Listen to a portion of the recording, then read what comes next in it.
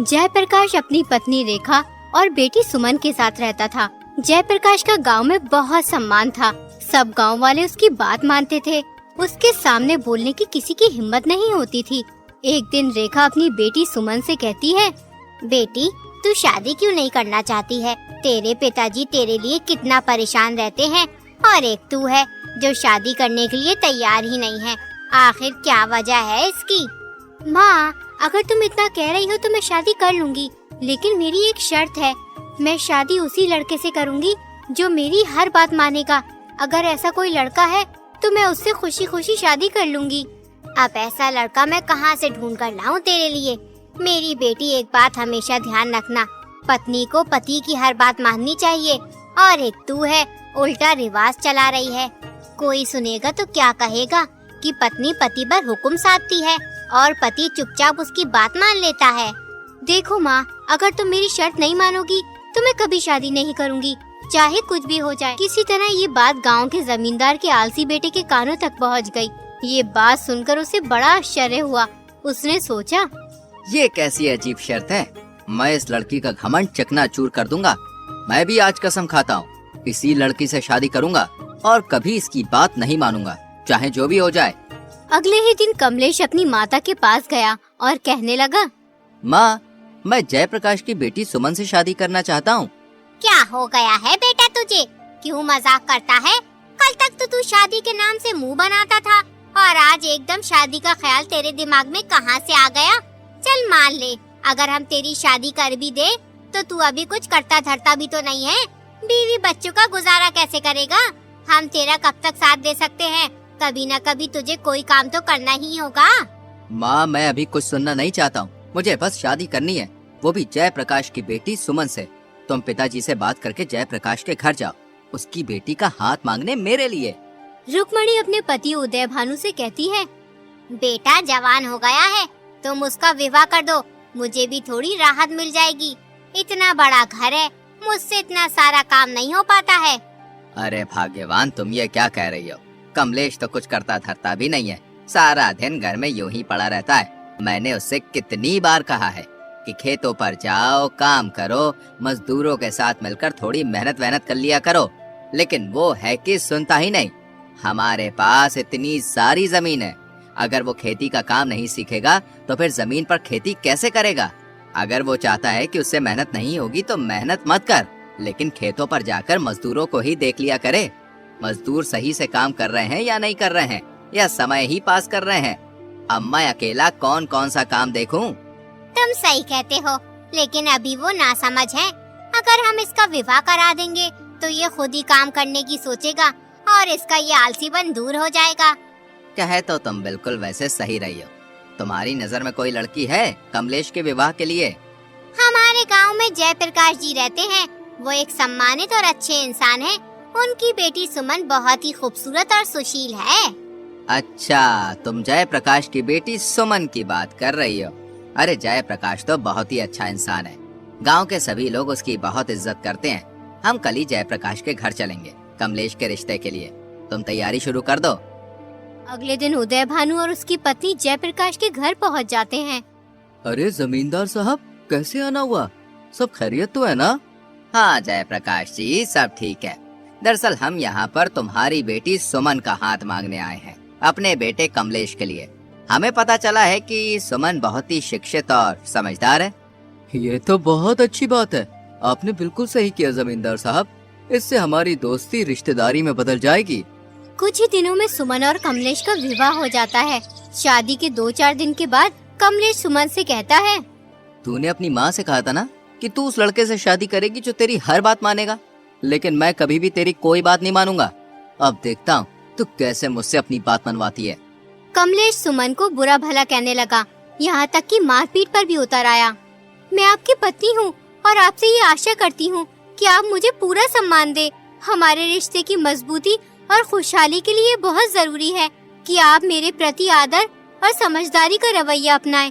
ये न केवल हमारे रिश्ते को बेहतर बनाएगा, बल्कि हमें एक मजबूत और खुशहाल जोड़ी भी बनाएगा।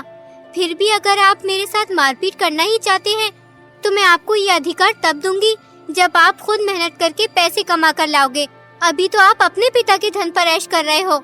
तुम्हें क्या लगता है मैं पैसे नहीं कमा सकता? तो फिर ठीक है, अब मैं तब तक घर में नहीं घुसूंगा जब तक मैं खूब सारा धन न कमा लाऊं। कमलेश अपनी पत्नी से ये बात गुस्से में कह तो देता है, लेकिन बाद में वो सोचने लगता है, अरे मैंने तो अपनी जिंदगी में कोई काम ही नहीं किया, ऐसे में मुझे क्या काम मिल सकता है जिसे मैं कर सकता हूँ? एक काम करता हूँ, सुरेश से मालूम करता हूँ। उसने बहुत सी जगह पे काम किया है, वो मुझे कोई ना कोई काम के बारे में जरूर बता देगा।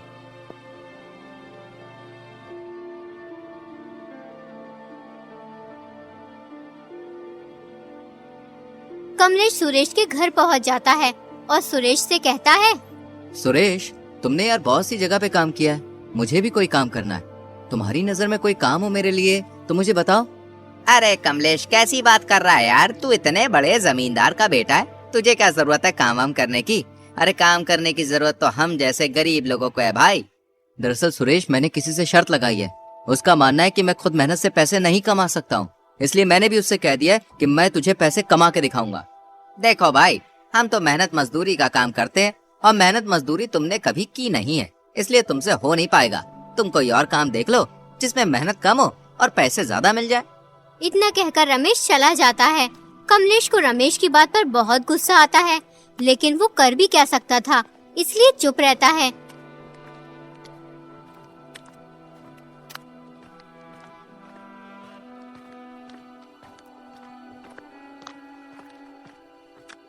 अब कमलेश बगैर किसी को कुछ बताए धन कमाने की तलाश में निकल पड़ता है।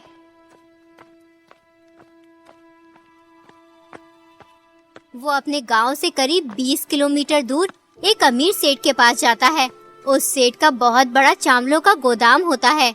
सेठ जी, मैं पास वाले गांव नंदपुर से आया हूँ, आपके पास काम की तलाश में। अगर आप मुझे कोई काम दे देंगे तो आपकी बड़ी कृपा होगी। नंदपुर में मेरा बहुत ही अच्छा मित्र रहता है, उसका नाम उदय भानु जमींदार है, क्या तुम उसको जानते हो? जब कमलेश उदय भानु यानी अपने पिता का नाम सुनता है तो वो घबरा जाता है और सोचने लगता है, कहीं पिताजी को मालूम ना हो जाए कि मैं दूसरे के यहाँ मजदूरी करने आया हूँ। अब मैं क्या करूँ? अगर घर वापस गया तो सुमन से किया हुआ वादा कैसे पूरा होगा? अरे जो होगा देखा जाएगा, अगर पिताजी को मालूम भी हो गया तो मैं उन्हें सब सच सच बता दूंगा। अरे भाई, किस सोच में डूब गए उदय भानु का नाम सुनकर? नहीं सेठ जी, किसी सोच में डूबा नहीं हूँ। हाँ, मैं उदय भान जमींदार को जानता हूँ, बेचारे बहुत ही ईमानदार और नेकदिल इंसान है। अब तो तुम्हें काम देना ही पड़ेगा, तुम मेरे मित्र के गांव से जो आए हो। देखो भाई, अगर तुम मेहनत और लगन से काम करोगे तो अच्छा पैसा कमाओगे। सेठ जी कमलेश को काम पर रख लेते हैं। जब कमलेश के पास अच्छा खासा धन इकट्ठा हो जाता है तो वो अपने घर जाने की सोचने लगता है। फिर वो सेठ जी से कहता है, सेठ जी, मैं सोच रहा था कि एक बार गांव जाकर बीवी बच्चों से मिल आता हूँ। तुमने बिल्कुल सही सोचा कमलेश, बीवी बच्चों से मिलना भी जरूरी है। तुम कल अपने गांव निकल जाना और बीवी बच्चों से मिलकर जल्दी वापस आना। कमलेश इकट्ठा किए हुए सारे पैसे लेकर अपने गांव की ओर निकल जाता है। रास्ते में उसे दो ठग एक पेड़ के नीचे खाना खाते हुए मिलते हैं। वो कमलेश से कहते हैं, अरे भाई, इतनी जल्दी में कहाँ जा रहे हो? आओ आओ, हमारे साथ खाना खाओ। कमलेश को बहुत तेज भूख लग रही होती है, इसलिए वो ठगों के कहने पर खाना खाने बैठ जाता है। फिर एक ठग कमलेश से बोलता है, लगता है आप शहर से धन कमा कर लाए हो। हम दोनों भी शहर जा रहे हैं धन कमाने की तलाश में। सुनो, तुम्हें पता है इस रास्ते पर बहुत सारे लुटेरे और ठग रहते हैं, तुम अपना धन सावधान होकर ले जाना। लेकिन मैंने तो सुना था कि ये रास्ता सुरक्षित है, इस रास्ते पर लुटेरे नहीं मिलते। अरे भाई, अब तो हर जगह लुटेरे और ठग मिल जाते हैं। अगर तुम अपने पैसे छुपा कर नहीं ले गए तो तुम्हारे लिए मुसीबत हो जाएगी। सुनो, हम भले और ईमानदार आदमी हैं, बिल्कुल तुम्हारी तरह। हम दोनों तुम्हारे धन की सुरक्षा कर सकते हैं अगर तुम चाहो तो। बाकी देखो भाई, आगे तुम्हारी मर्जी है। ये तुम क्या कह रहे हो? मुझे तो कुछ भी समझ में नहीं आ रहा। मैं तुम्हें अपना धन क्यों दूं? मैं तो सही से तुम्हें जानता भी नहीं हूँ। अरे भाई, इसमें नाराज होने की क्या बात है? तुम्हारा धन है, दो या मत दो, हम तो बस तुम्हें आगाह कर रहे थे ठगों से। कमलेश सोचता है, देखने में तो ये दोनों ईमानदार लगते हैं। अगर इन्हें मेरा धन लेना ही होता तो ये मुझसे जबरदस्ती छीन भी सकते थे, लेकिन इन्होंने ऐसा कुछ नहीं किया। मुझे इनकी बात मान लेनी चाहिए। देखो भैया, मैं तुम्हें अपना धन तो नहीं दे सकता। हाँ, एक काम कर सकता हूँ, अगर तुम मेरे साथ मेरे गांव तक चलोगे तो मैं तुम्हें थोड़े बहुत पैसे दे दूंगा। इस तरह मेरे धन की सुरक्षा भी हो जाएगी और तुम दोनों की कमाई भी हो जाएगी। ठीक है, हम कुछ देर बाद चलेंगे, तब तक थोड़ा आराम कर लेते हैं। तीनों पेड़ के नीचे बैठकर आराम करने लगते हैं।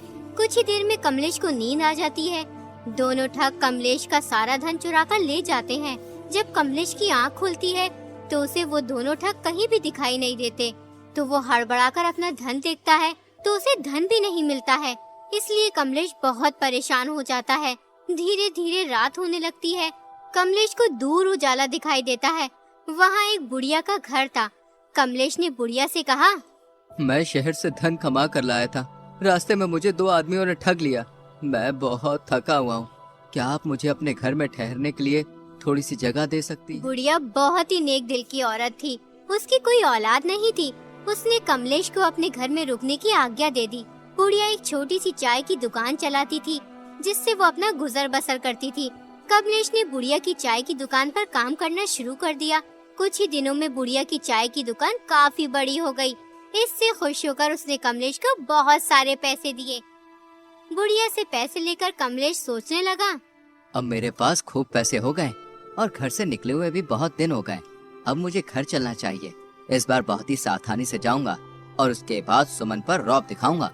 कमलेश ने बुढ़िया से घर जाने की इजाजत मांगी और फिर अपने घर की ओर चल दिया।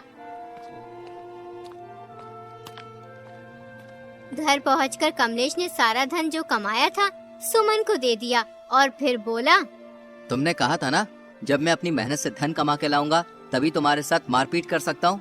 अब पिटने के लिए तैयार हो जाओ।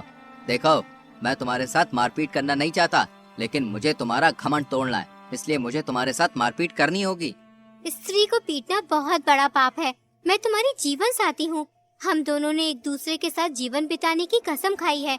मैं तुम्हारा हर मुश्किल समय में साथ दूंगी। अगर फिर भी तुम मुझे पीटना ही चाहते हो तो घर के अंदर मारपीट करने का कोई फायदा नहीं है, क्योंकि किसी को पता भी नहीं चल पाएगा कि कमलेश ने अपनी पत्नी को पीटा है। गांव वालों को भी पता तो होना चाहिए कि तुम इतना सारा धन कमा कर लाए हो, इसलिए अपनी पत्नी को पीटना चाहते हो। आज आराम कर लो, तुम बहुत दूर से चलकर आए हो ना। कल सुबह सारे गांव वालों को बुलाकर मुझे उनके सामने पीटना। कमलेश अपनी पत्नी सुमन की बात मान लेता है। अगली सुबह वो सभी गांव वालों को इकट्ठा करता है। जैसे ही कमलेश अपनी पत्नी को पीटने के लिए आगे बढ़ता है, उतने में ही कमलेश के पिता उदय भानु जमींदार वहाँ आ जाते हैं। बदतमीज नालायक, ये क्या कर रहा है? एक स्त्री पर हाथ उठा रहा है। क्या तूने इससे शादी से पीटने के लिए की? जानता भी है, जिस दिन से तू गया है उस दिन से एक दिन भी ये चैन से नहीं सोई है। हर वक्त तेरी याद में रोती रहती है, और एक तू है जो इस मासूम को पीटने के लिए तैयार है। भीड़ के सामने कमलेश शर्मिंदा हो जाता। उसके दिल से सुमन के लिए नफरत मिट गई थी। उसे अपनी गलती का एहसास हो गया था। वो सुमन से माफी मांगने लगता है, यहाँ तक कि उसके पैरों में गिर जाता है। उसके बाद सुमन उसे उठाती है और बोलती है, तुम्हारी जगह मेरे पैरों में नहीं बल्कि मेरे दिल में है। उसके बाद कमलेश ने कभी सुमन से कुछ नहीं कहा और उसकी हर बात मानने लगा।